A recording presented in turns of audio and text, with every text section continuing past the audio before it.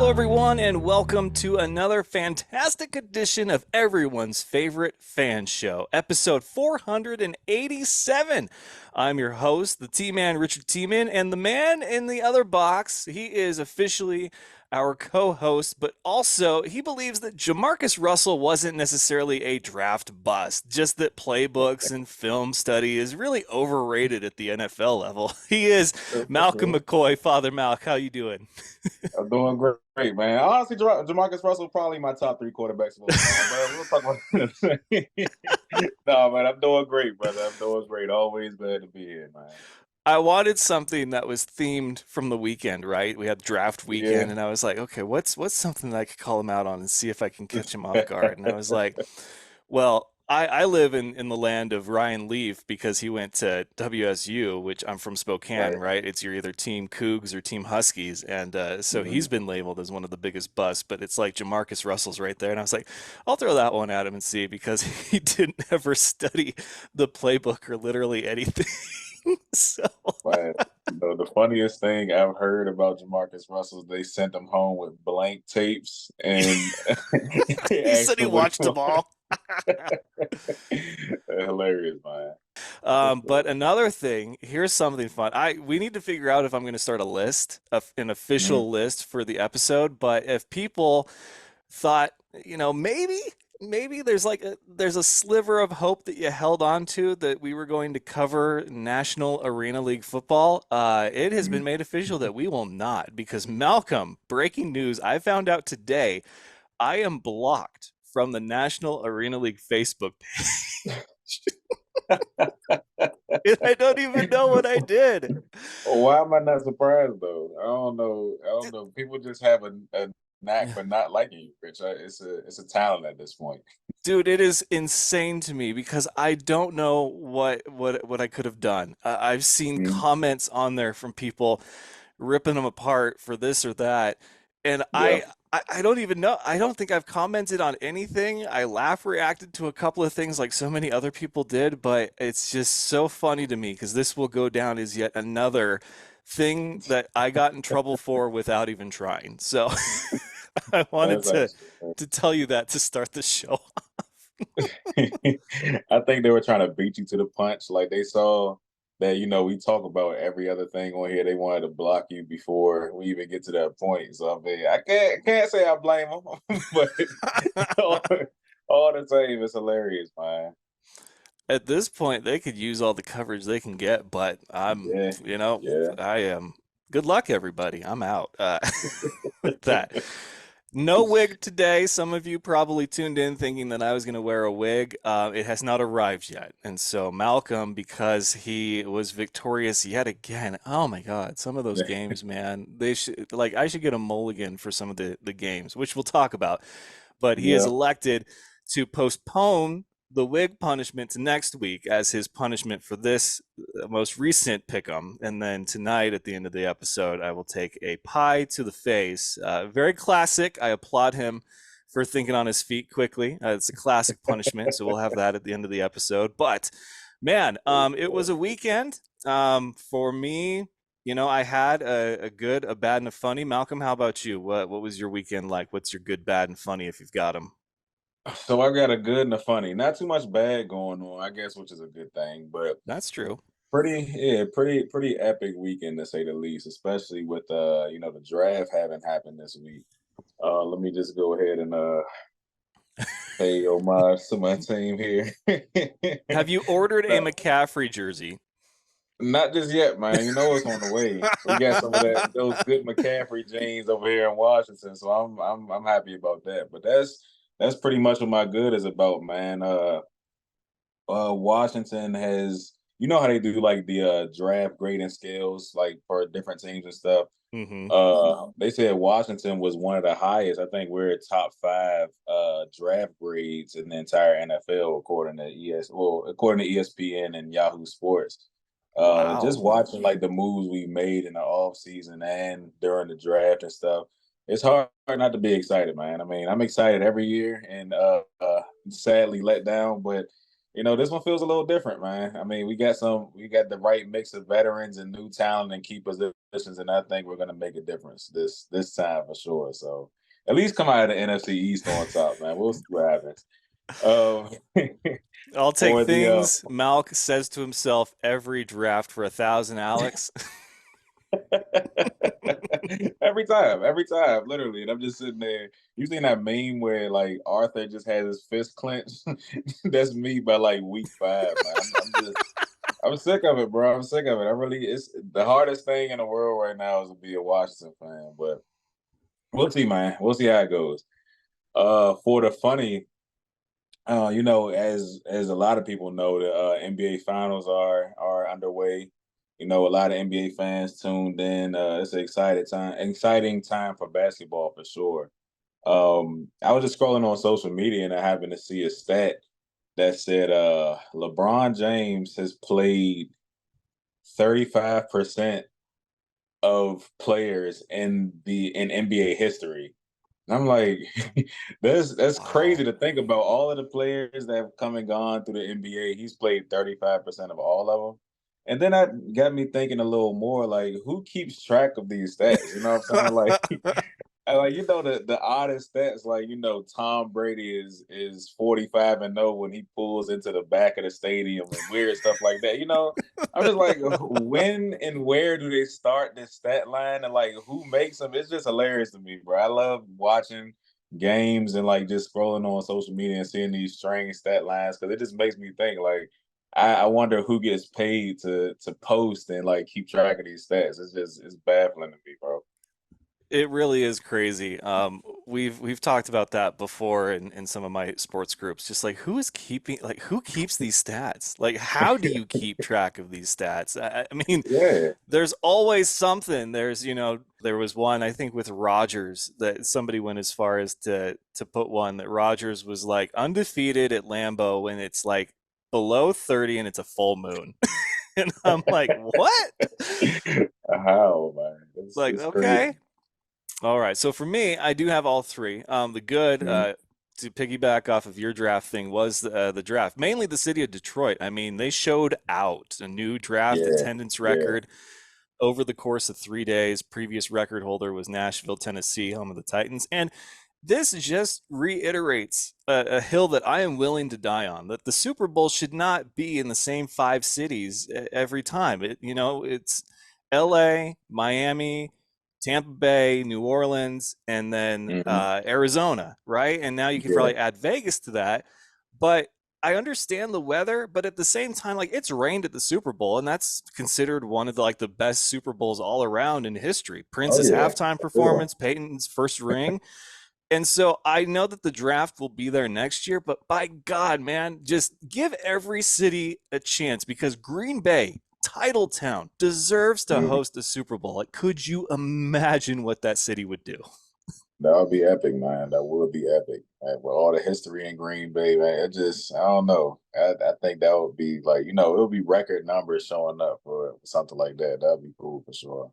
So that was my good. So props to Detroit. Good for you guys. That was awesome to see. And then I'm actually going to go funny first before bad. So my funny was the AFL because all weekend long, it was either good or bad. And so there was some Yeah, good PR, there was some good matchups, there was some good games. Orlando, the Predators and the Albany Firebirds, that was a great yeah. game. But on Great the game. flip side, there was some very bad PR. There was some very Mhm. bad situations, specifically with like the Philadelphia Soul, Louisiana Yeah. Voodoo, the Oregon team, uprights, turf, players getting locked out of hotels. So it's funny to me because we mentioned this last week. The more things change, the more they stay the same. It's just like the same. Mhm. You're getting on the same bike. You're just changing out the wheels. Like I Yeah, just yeah. I don't understand what they think is going to be different each time. And now it's made national news. Pro Football Talk and Pat McAfee have talked about the issues, not the good ones. They haven't talked about the good stuff with the AFL. It's been all the bad stuff. So Hmm. that was my funny because you just kind of sit back and laugh. This is why we agreed that we were going to wait and see on AFL coverage. Right, Let the right. rest of the hyenas have at it, man. My God, it's a feeding frenzy. The bad, though, we'll go ahead and bring it home to the IFL. The bad was what was otherwise a fantastic game between a great rivalry, and that is the Bay Area Panthers and the San Diego Strike Force. 1 point game, and San Diego had erased a 26-point deficit. They were down, I think, 26-6 at halftime, and then it was even Mm-hmm. worse start the third quarter. So they come back, they get it to within one, and with like 45 seconds left, there's a fight that broke out in the stands.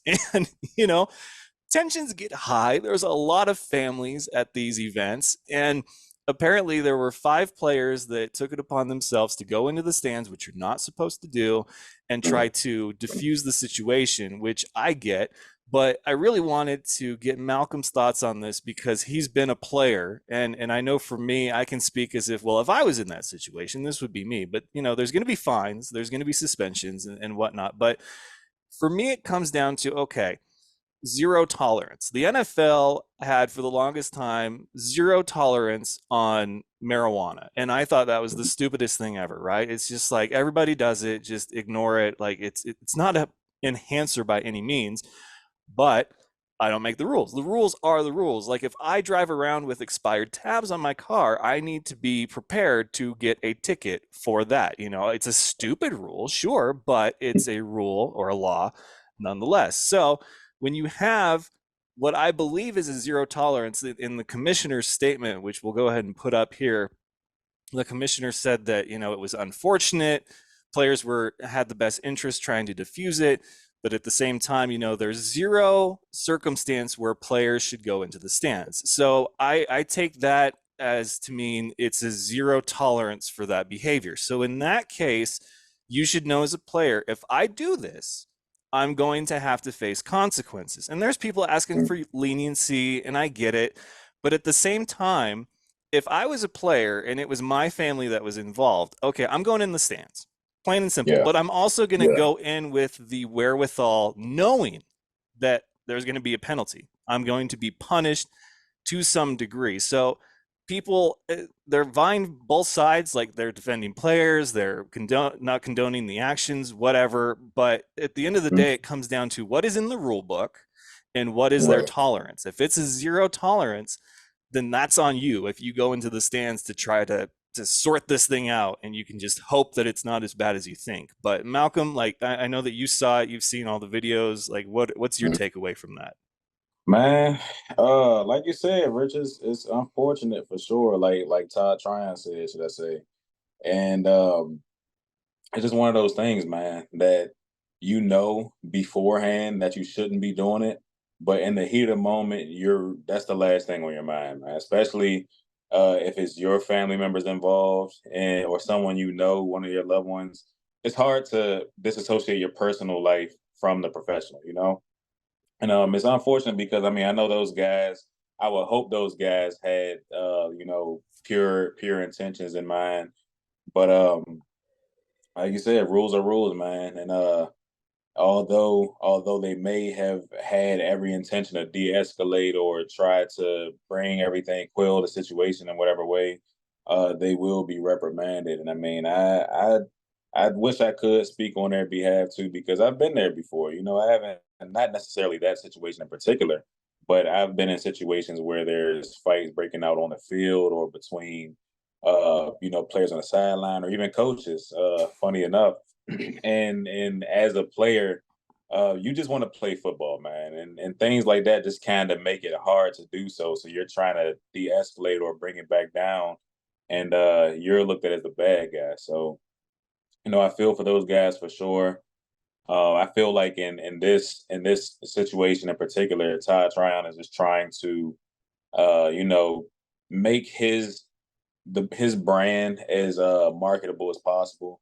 It doesn't look good, especially with the IFL getting as much publicity as it has been.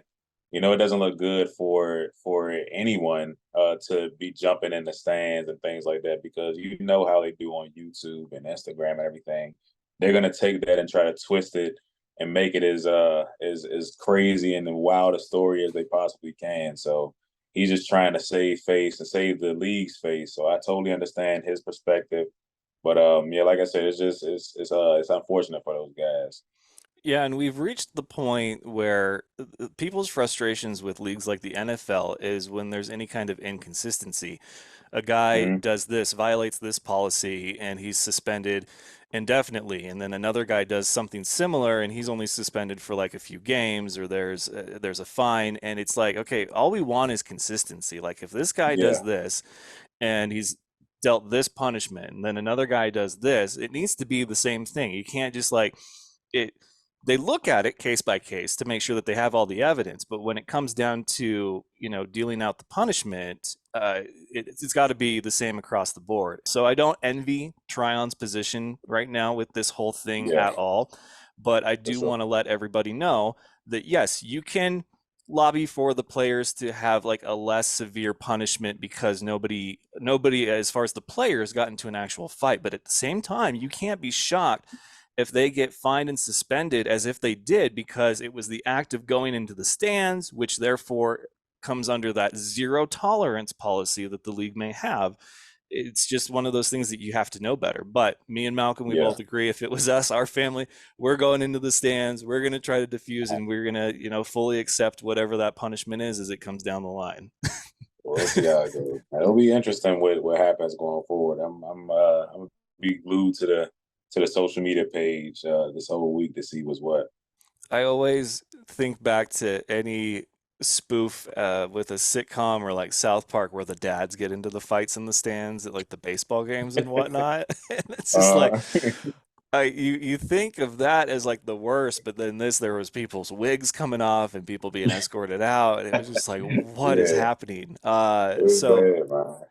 not to take away from what was an otherwise awesome game. I mean, people talk about close scores and comebacks very differently. Sometimes it's like, well, Bay Area, how did they give up that many points? But still, like, you've got to come out of the locker room at halftime ready to rally. Plain and Yeah. simple. If you're going to try to erase a 26-point deficit, you've got to be locked in, and you can't hope that their defense is going to be like, oh, we got this, and play a little loose. Like you got to be ready to start going down the field. So that is our good, bad, and funny from the weekend. So we are now going to get into recapping week number 7 of IFL action, and there was a lot of it. Today's fit actually is brought to you by the Iowa Barnstormers. I figured maybe they need a little luck their way because it hasn't been a very good start to the season for them, and that's actually where we begin.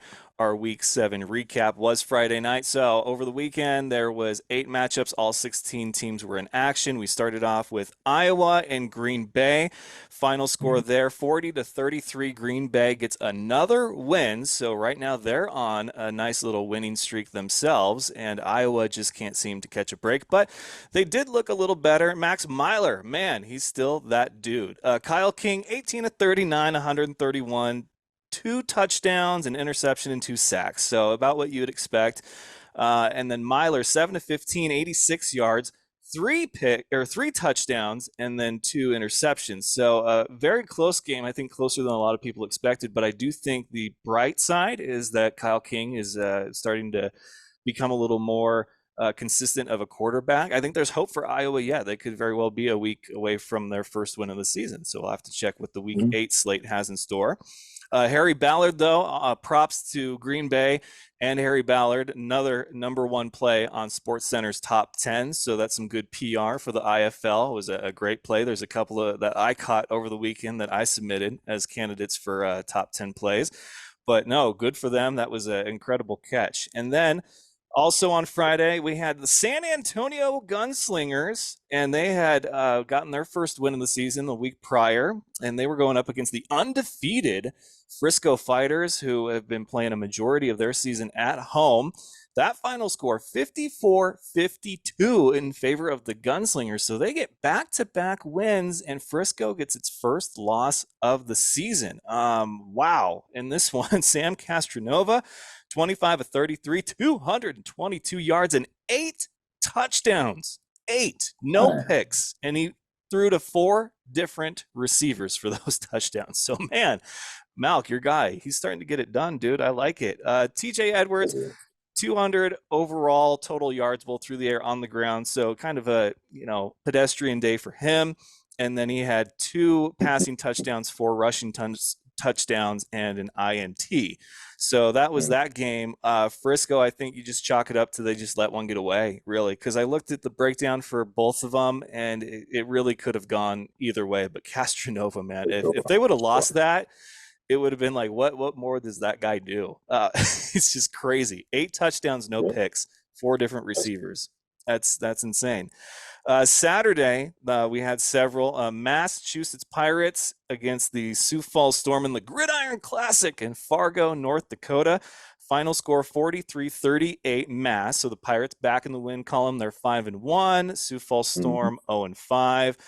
No Benefield, no problem for the Pirates. He was not in that game. And so Mass's defense stepped up big time. Billy Hall, 9-16 for 85. He had 3 touchdowns, no picks, but 2 sacks, and then 3 touchdowns on the ground as well. Connor DeGenhart, I think, was the quarterback for Mass, if I'm pronouncing that correctly. 15-20, 163, 4 touchdowns, 2 picks, and no sacks. So, again, another matchup where it could have been very different had Benefield started the whole game, but Mass still gets the win.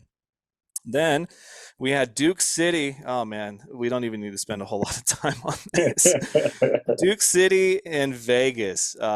Duke City 27, Vegas 42, your final score. Vegas remains one of 2 undefeated teams. Duke City, they are winless still on the season, and it doesn't look like it's getting any better. I think this was their 3rd or 4th game that they've been held to under 30 points. So this one, I did not watch. I'll just admit, DC and Vegas, I just, there was no reason for me to. I mean, I checked in on the Yeah. score, yeah, but it's like, come on, I don't know. DC needs to just get better, and Vegas is getting Yeah. better with every week. We talked about it last week. But Jerome Johnson, though, he had only 1 TD, 2 picks. I don't know if he got hurt or if he got benched, but they had another quarterback come in. Didn't seem to make much of a difference for them. But Alfonso Howard was the starting quarterback, recently signed for the Gladiators. He came in 11-25, 138 yards, 2 TDs, 2 picks, 2 sacks. So pedestrian outing for a quarterback coming out. But that was your DC Vegas game. And then we had Northern Arizona against Tucson, 34-31, your final. Tucson, man. These are 2 teams trending in very different directions. Naz is 4-1. They have only lost their first game of the season against the Arizona Rattlers, another team that has been trending in a weird direction. So they're on a 4-game winning streak, where Tucson has lost 3 of their last 4 games. And then Jones, he was 16-25, 190 yards, 3 touchdowns, no picks. Taz Wilson, though, was a nice substitute for Mitchell, who is still out, I believe, with an ankle. And he went 15-31, 165, 2 picks, 2 interceptions, no sacks. So the Wranglers seem like they are the real deal now. I do think that week 1 wins and losses and judging any long-term based on that is very much an overreaction, but I'm guilty of it. I did not give Naz a whole lot of credit after that first week, but now I'm finally starting to pick them. So I got this one right. Malcolm got this one wrong. So serves him right on that one. But then that was your Saturday slate. Then Sunday, we had 3 more games. We had great matchups really down the line, as it turned out. I'm not saying we knew that going in, but we had Tulsa, the Oilers, on the road against Quad City and the Steamwheelers. Final score 72-59. This game had 9 different lead changes, and Tulsa comes out with the win. I really believe it came down to that interception, which was top 10 play worthy. That was like Edelman in that Super Bowl with Atlanta-esque. Like, that was ridiculous pick. And then the big guy Smalls on the D-line, he got a scoop and score touchdown. So Tulsa just kind of did it in every facet of the game. But that final score does not reflect how close this game was up until they got that turnover in the 4th and then kind of held them off for the rest of the game. So Tulsa above 500, 3-2. Quad City drops just below 500 to 2-3. Smith was 14-18 for 200 yards, and then Judd, he had an all right game, 16-28, 176, 2 TDs and a pick. Good for the Oilers. I would have liked to have seen that kind of performance from them a week ago when I picked them to beat Frisco. But hey, I think just as long as they keep pushing forward, like Pat said. It's about doing your eighth. It's about taking each week at a time and doing your part for 60 minutes. So Jax then played Arizona. This goes way back. These two teams, all the way back to the original AFL days. Final score 35-55. Again, not an accurate reflection of how close this game was through like 3 3/4 quarters. That's a tongue Yeah. twister right there. But Jax does drop to 0-5. Arizona now has back-to-back wins. They're right at 500 at 3-3. Snead is back. So it looked like it was the difference maker there. It's still crazy to me that somehow this team was a quarterback away from getting in the win column. Like, what? Crazy. So he went 18-26, 176, 2 picks and an interception, and then 2 rushing touchdown. For Jax, Jabari Gorman had 13 tackles. That's Uh, ridiculous on the uh, defensive side. for So sure. defense was doing good work. And then finally, your nightcap. We've already talked a little bit about this, but Bay Area undefeated, just beat San Diego last week for their first loss. Takes on San Diego again. 33-32 your final. Bay Area improves to 5-0, and San Diego 3-2. Neal was back under center, or as the starter. 12 of 17, 99 yards, 2 touchdowns, no picks. Davis 17 of 33 for 191, 4 touchdowns, 2 picks, and a sack.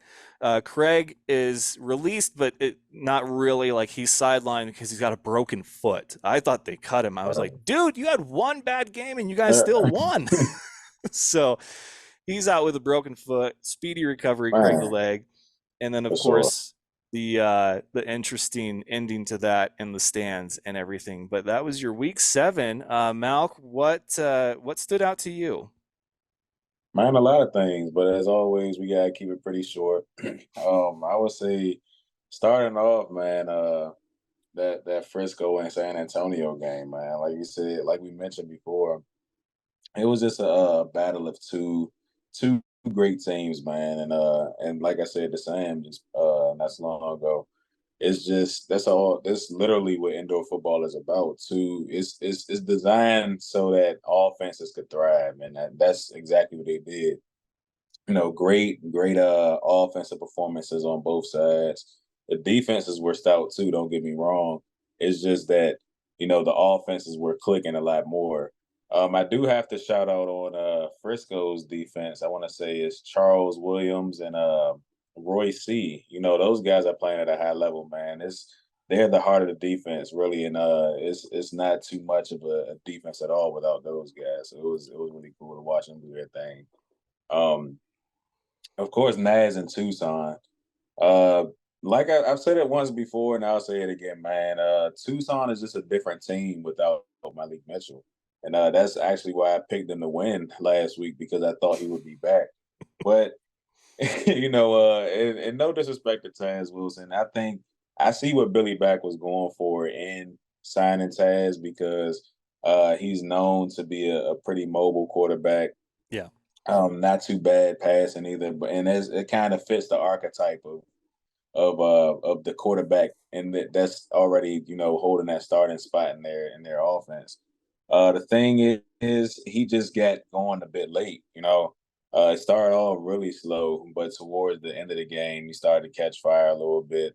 Had a couple touchdowns and ran for a nice chunk of yardage. But like I said, it just kind of ran out of time, man. He did his thing, but wasn't quite a Malik Mitchell performance. And and because of that, Nas just being the better team and that fast, it just took it from there. And I mean, like I said, there's a lot of things I can talk about, but I mean, it's just those two things. Oh, and of course, not the take anything away from the Bay Area, but I've said this before too. But in San Diego, man, you gotta give your props to Arthur Jackson. He's Yes. he's playing Yes. he's playing great, man. I think this past game just he crossed that double digit threshold in touchdowns. And Nate's favorite target by a long shot. I forget how much yardage he has in like specifically, but if you take a look at that stat sheet, he's leading by a wide margin. You can see why on film, man. He's a talented guy. He makes it easy to throw to him. Their chemistry, it's almost like they have telepathy, man. Like he's running routes and improvising and finding windows without even having to be, pointing in the right direction or anything like that, man. He's doing really good, man. I mean, despite their loss this week, I think they're still playoff caliber, and the rest of the season is definitely going to show it. Yeah, the transaction page is finally back on the IFL's website. And so you can Hmm. see all the different things that have been going on.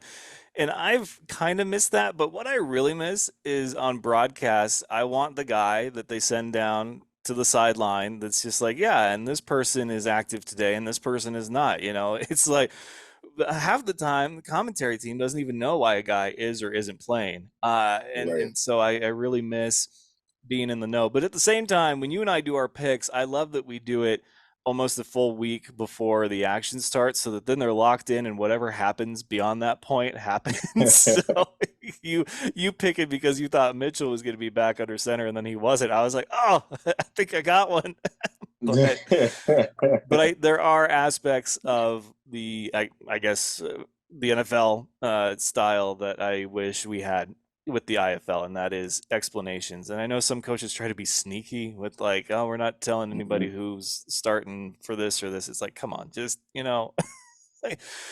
you still got to put Yeah, for points up. sure. You still got to stop them. Like, do trick plays. Don't try to be sneaky about who's starting or whatnot. I know it makes preparation Yeah. a headache, but I think it's silly. I don't use that word I got often, a but it's silly. Yeah, I got a hilarious story about that too, man. Not Oh so yeah. much hilarious. It's hilarious in hindsight, but at the time it just threw us for a loop, man. I was in Duke City in 2022, I believe. And we're looking to play Arizona, the Rattlers. I think it was the first round in the playoffs. So we're preparing for the game, and the entire week of preparation, they're telling us that Drew Powell was out for some reason. I think it was some team violation or something like that. Whatever the case was, it made headlines on the IFL page and all of that. And lo and behold, we come out there, team warming up. We see him doing his warm up laps. I couldn't tell you how fast our coach just broke out into a cold sweat. I was like, man, this is not good. Because I mean, it was just crazy, man. Realistically, you want to be prepared for all possibilities, but that was something we certainly weren't prepared for, and we paid for it big time. So, yeah, it just kind of goes to show you that deceptive side is something that a lot of coaches like to bring to the table. And I mean, it works sometimes, sometimes it doesn't. But I mean, hey, at the end of the day, you gotta play ball. There was a high school 8-man team that didn't want me to film their practice like with the real plays. They Yeah. threw in like some junk plays that they don't use for me to record. And I'm like, really? Like, I know that you're a new coach and you guys are trying to change the program, but is anybody at this level like doing that much homework? So it was just kind of funny to me because he was so serious about it. He was just like, "No, man, like you didn't get any of that, did you?" No, I didn't. And for me, a lot of my stuff is a lot of close-ups. It's a lot of I don't even follow like you would a highlight when you do previews and stories like that. So I wasn't Yeah. too worried about it, but he was very much like check in like to see if I was recording or what. And I was like, okay, dude, like you just chill out. So,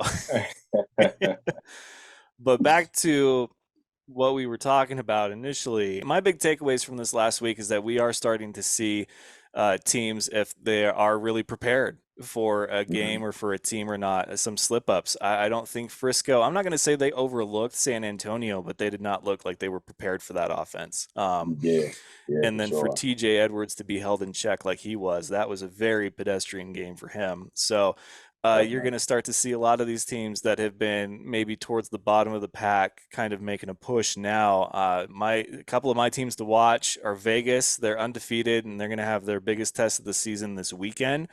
We will talk Mhm. about that. I think Bay Area, obviously, still the standard. San Diego, people are not giving them enough credit. I did my power rankings today. I have them at 3. And Yeah. people were like, "What? Like they've got 2 losses, not 1." I said, yes, but it's to the same team twice, and it was a Mhm. total of 4 points. That's the difference between those two games. I was like, you cannot tell me that this team is not going to be in the postseason picture in a big way when you look at the Oh, rest of easily. their conference. And people were like, I have them missing the playoffs or whatnot. And I'm like, you're crazy. Like, San Diego is a team that nobody's overlooking. We'll see what happens with Mass, obviously, but yeah, there's a lot of teams right towards the middle of the pack that you just never know what's going to happen one week to the next. And prime example was Quad City and Tulsa. So that will bring us to week 8. All right, ladies and gentlemen, joining us now, a very special guest. He is lighting it up for the San Antonio Gunslingers, brand new to the IFL, but back-to-back wins. He is Sam Castronova. Sam, how you doing, man? Doing great. How you guys doing tonight? We're doing great, man. We love having a first-time guest of the show. We just had McCorker last week. Talking to you guys, getting your thoughts on everything is great. But I don't want to take away from what was my co-host's first official get as a guest. That's right. He's finally got responsibilities and he's using them. So, Malcolm, this is your guest. You Uh, get the first question for Mr. Castronova. oh, for sure, man. For sure, man. I appreciate it, Red. Sam, what's going on, brother? How are you, man? Doing good, brother. Good to see you again. You too, for sure, man. Always a great thing to see, former teammates still doing their thing and at a high level at that too, brother. So, first of all, congratulations on the dub, man. You played a lights out game for sure. Thank you, brother. Yeah, man, no problem at all, man. So, my first question to you is, I've had the privilege of playing against you and on the same team as you, and one thing I know is that you're a competitor for sure, man. I know if you could, you would hop out there and play some defense too. I mean, just being the the type of guy you are, man, for If sure. they let me, I But would. You know that, yeah. for sure, man. So, in a game like the one you just played, man, like where it's just pretty much it comes down to what defense can pretty much make a stop. What do you tell your guys as the captain of that team? What do you tell the defense, if anything at all, like before they go out there? Frisco had a really good offense. I think they're averaging like 48 a game. So I just tell them our defense was making it difficult. Frisco was still scoring, but our defense was making it difficult. I'm getting a lot of fourth down. I said, boys, we just need one stop. We're gonna keep scoring. We just need one stop. And I said, I got faith in y'all boys. And then at the end of the game, they got 2 stops in the fourth quarter, and that was the difference. For sure, man. For sure. I mean, it definitely did it, man. It was a hell of a game to say the least, man. I mean, Yeah. that kind of if anyone was to ask me, I guess like what is indoor football about, I wouldn't even say anything. I would just put on that game, man. Because I Yeah. mean, you just expect like high scoring games, explosive offenses, and it normally comes down to like I said, just maybe one or two stops, man. So I mean, y'all Mm-hmm. boys did y'all thing, and I mean, it was a fun one to watch for sure. Appreciate it. Yeah, we got them again this week at home. So got to do it Yeah, again. for sure, man. That's gonna be even funner to watch. So I'm looking forward to it. Yes, sir. Yeah. Rich, what about you, man? I'm gonna turn it over to you, brother. Oh, I've got a few for him, but first we'll start out with the obvious, which is, you guys were one of two teams coming into the league, and of course, every league sees expansion, but this is in the form of absorbing teams from another league coming into this one, where the rules can be a little different. But it's you and Jacksonville. We're watching these teams, and we're thinking, okay, any minute now they're going to finally put it together, and it's going to click. And unfortunately for Jacksonville, it looks like that could still be a few weeks away. But you guys not only got your win before they did, you've rattled off back to back. So, in your opinion, as quarterback, as captain, like what clicked for you guys finally to get that first dub and now make it two in a row? Oh, I felt like offensively we were still scoring a lot of points, but we were given like two, three, maybe 1 to 2 to 3 drives a game where we weren't scoring, and we just needed a few stops to help us out. But at the same time, we weren't executing like how we wanted to and how we know we can. And I think the last 2 games, all that kind of came together at once. I mean, we held Tulsa or the Tucson. We held Tucson at 37 points, and we scored 60. So that just shows you the type of team we can be. And then last week in a shootout, we still, like I said, defense got those 2 stops that we needed and a stop before the half. So I think it's 3 total that helped us get that victory. So we definitely had some hiccups as special teams and stuff. They blocked 2 of our kicks, ran one back. That was a 4-point swing right there. but we found a way to win, and that's kind of been our slogan as of late. Just find a way to win. It might not be pretty, but we're trying to string some wins together because it's a long season, and the West is looking like a little bit more difficult division than the East right now. So we got our work cut out for us. Yeah, it's going to be a fight to the finish. Some really good football right now. So I'll ask you personally, which win felt better? Your first win in the IFL or giving an undefeated team their first loss at home? Yeah, definitely last game. Last game felt better. The first game was great because we just kind of got that weight off our shoulders. Like finally, I'm like, man, we're making the NAL look bad. The Sharks and the freaking Gunslingers 0-3, both 0-3. But finally get that win felt good. But definitely last game to go into their place. We were 16.5 point underdogs, and to win outright was definitely a good feeling. Yeah, that's good, man. That's a tough win to get. Not many teams do it, but for you guys to go in there and rattle that win off was really Mm-hmm. impressive. So, awesome job, Malk. What you got for him? Man, you mentioned Sam, the NAL, brother. I want to say, I started off in the CIF, came to the IFL, went to the NAL as well. So, I mean, I've played in a number of leagues so far. The NAL is certainly different than the IFL in a lot of ways, man. I love both leagues, but for you, how was the transition so far? I'm sure it probably wasn't too different for you as a quarterback, but I guess how was the transition for both yourself and like just helping other players come along? Good Yeah, question. no, it's definitely been a transition. I feel like last game things finally slowed down a little bit as far as coverages and stuff because in the NAL, there's three DBs and then there's a jack, but the jack can't go past 5 yards. So Right. IFL, sometimes I got five dudes dropping back into coverage. I'm like, whoa, what the frig is going on here? So it's definitely different. And I'm like, now I understand why people run the ball so much in the IFL. Why wouldn't you when you got 4 or 5 DBs dropping back? So that makes a lot of sense. But no, it's definitely an adjustment. Still a little bit of an adjustment, but we're starting to smooth things over. But yeah, just communicating with teammates and stuff as far as like, oh, like these guys could do this now. If you see this, let's do this, and vice versa. But yeah, definitely an adjustment for sure. Now, you guys weren't a true expansion team, but obviously there's been a lot of people willing to cut you and Jacksonville some slack. But I'm gonna assume that you guys probably didn't cut yourselves any slack as far as when the season started. Like when you guys finally got that first win of the season, did it just feel like it was long overdue? Like there was just that much difference between a win and a loss for you guys, or had you guys kind of given yourselves maybe a little bit of slack? I think maybe a little bit of slack, but at the same time, we felt like we definitely should have won that first game. We felt like San Diego got away with one. We took the lead with 9 seconds left, and kind of let them come back and take it back from us. But we definitely felt like we should have at least won that game and maybe one or two more along the way. But we just weren't executing how we should, and it was obvious. And you can't do that if you want to win football games. So definitely a little bit of grace, I would say, just because it is a new league. We have new rules and all that stuff, but at the same time, that's why they pay us to do what we do. So we gotta go out and perform. Well, I think you guys have performed very well. In fact, Malcolm and I, we were looking at the stats from the weekend. He had 8 touchdowns to like four different receivers, That's 222 crazy. yards. I'm not sure if there was anything more that you could do as a quarterback to come out with that win, but props on that performance. The last question I have for you, and not to put you on the spot, but I am curious because you guys are in a similar boat.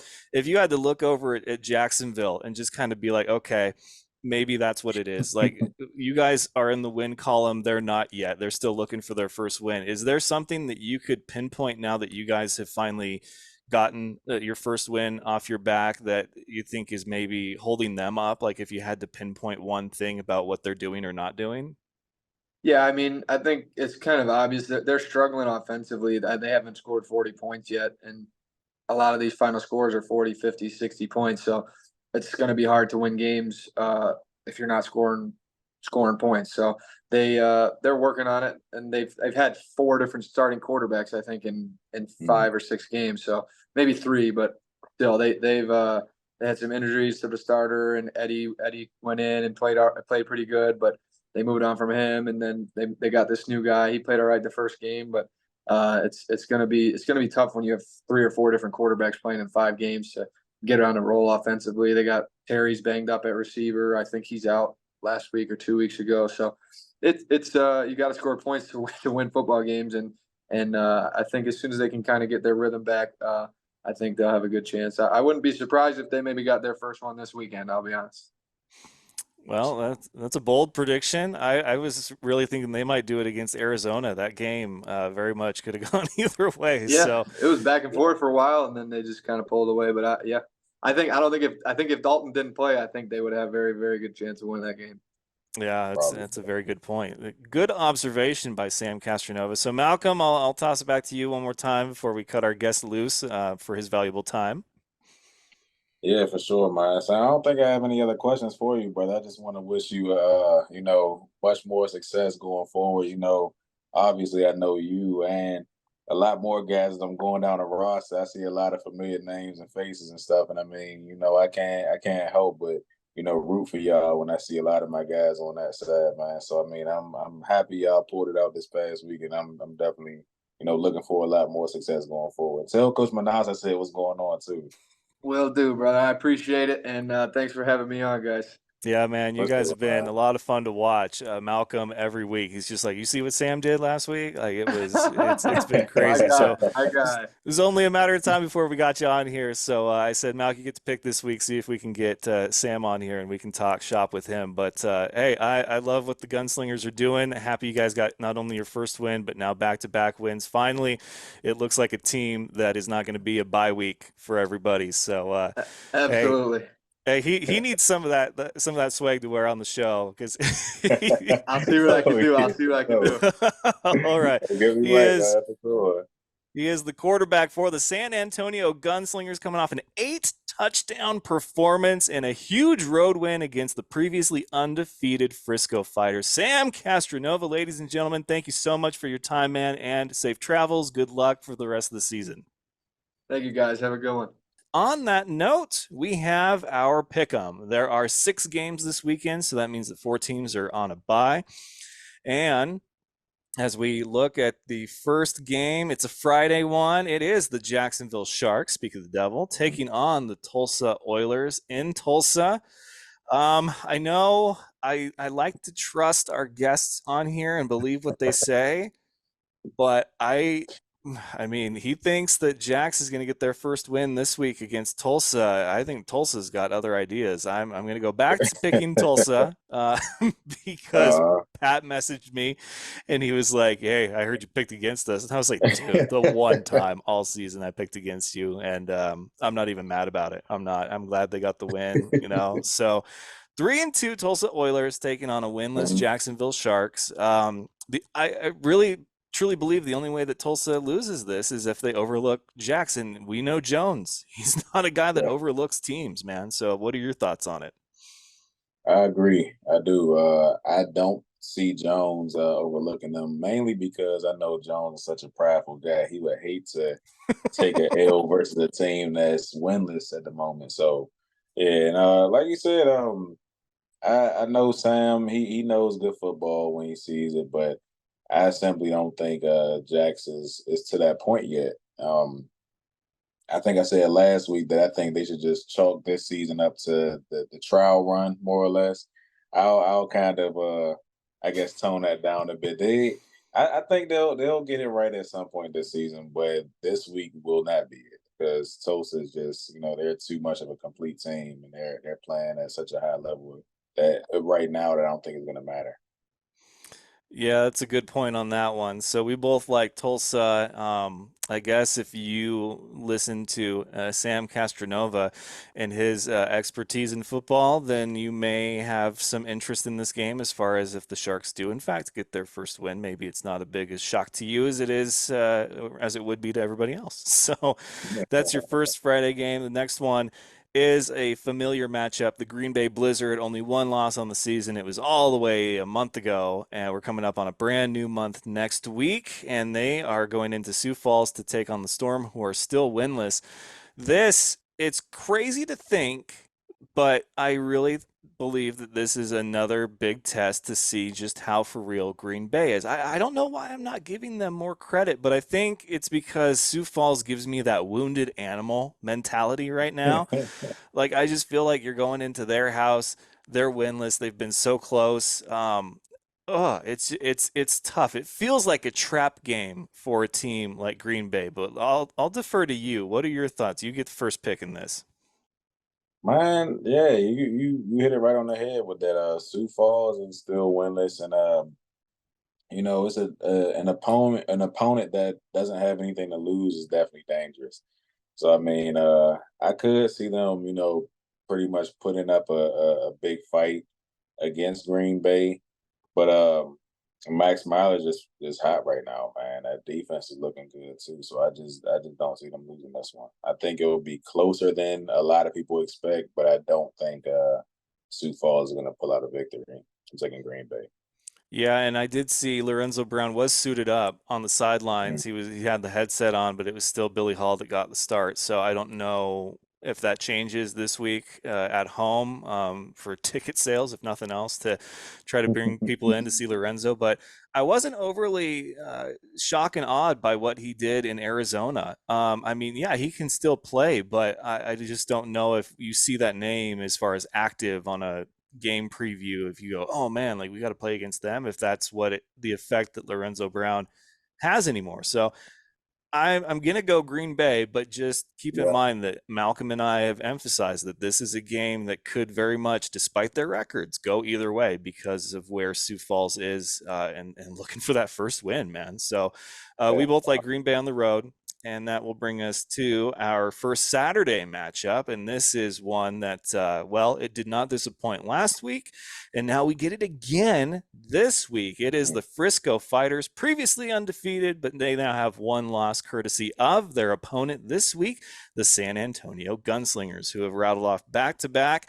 We saw Bay Area do it against San Diego, get the back to back win against the same opponent in a week's time. Can San Antonio do it, especially with the second one being at home? Malcolm, I'm going to let you go first on this one. Yeah, yeah. Something else I've said a number of times. It's hard to beat a team twice, man. Especially Mm-hmm. Frisco fighters, man. I really can't explain the surprise and shock that was just going through my body as I watched, them catch that game winning interception. But ultimately, I don't think that Frisco put on their best showing of football on this past Saturday. I don't think that was, and no disrespect to San Antonio, great team, but I don't think that was Frisco playing at their best. And I do think now that they've lost to this team, they feel like they have a lot to prove, and they're gonna prove it for sure this weekend. So I'm taking Frisco. Okay, I am actually going to take San Antonio. I do Yeah. think Frisco learned their lesson as far Mhm. as if they did, for whatever reason, overlook San Antonio at home, they're going to be, probably pissed off about that. Mhm. Teams have a certain pride in winning at home, right? It doesn't matter if your record's perfect. If you're perfect at home, that's something. That's ticket sales. That's people in the stands. That's that ninth man, that home Yeah. field advantage. But they are on the road. San Antonio looking at possibly three in a row after they started out winless and showing Mhm. that they are a force to be reckoned with in the IFL. So after talking with Sam, I'm a believer in the gunslinger Sam Castronova and the gunslingers of San Antonio. So I'm going to go with them. That'll bring us to our next matchup. Quad City, the Steamwheelers, coming off a home loss, go into Iowa to take on Kyle King and the winless Iowa Barnstormers. Again, another game that kind of feels like Green Bay Sioux Falls. Quad City, though, kind of in a different boat because they seem to go win, loss, win, loss. This one is a win that they need as far as if they're going to keep pace with several other teams, including Green Bay. So I am going to go Quad City on the road. Malcolm, who do you like? Like you said, this is a win that Quad City needs, and I think that they understand that, and I think they're going to act accordingly. So I'm thinking that they'll take it home for sure. One thing that stands out to me about Quad City, especially within the past couple of weeks, they've had some key signings on the defensive side, and their defense, they're playing a lot more gritty with a lot more, attitude, and it's almost as if they have something to prove, man. So they got some hard nosed guys, especially in that secondary. So yeah, I think that is gonna ultimately be a defensive game, especially on Quad City side. But I think they're gonna come out with a W.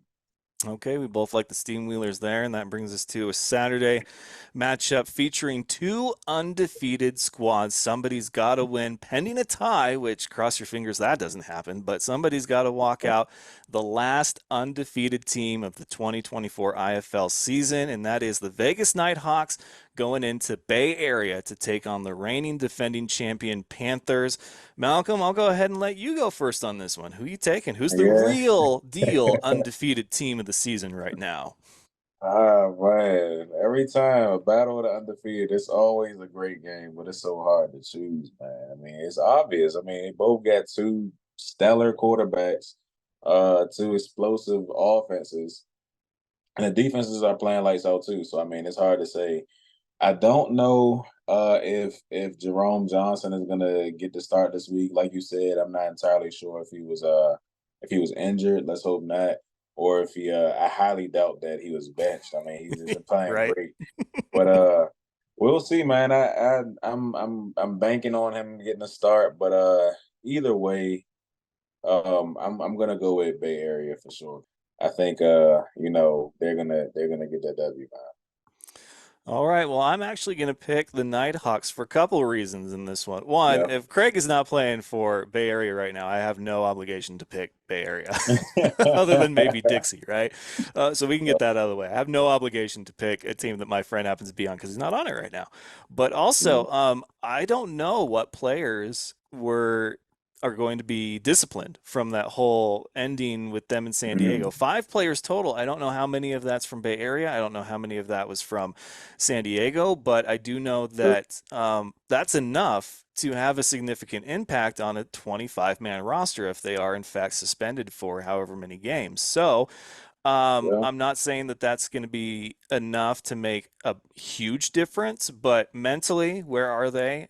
Physically and roster-wise, where are they? So I think the Nighthawks, they're red hot right now, and a lot of people have questioned their strength of schedule, deservedly so. But I think that this is the one game that they want. Like they had it circled on their calendar after starting 3-0 for the first time. Like this is we want them when they're undefeated because we're going to be undefeated too, and we're going to go in there and get that win.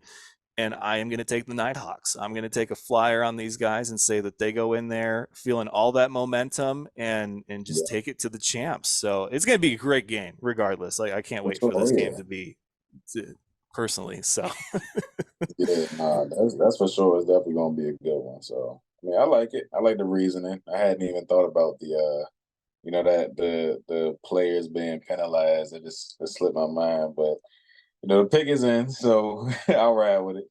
all right, so the last one, our lone Sunday game, Northern Arizona Wranglers, 4-game winning streak, red hot team also taking on the wounded animal that is the San Diego Strike Force, having a few players possibly suspended as well. 3-2, but man, it's the same team that they've lost to twice. So I am going to actually go with Malcolm to pick first on this one. I can't tell you how much I don't like you right now.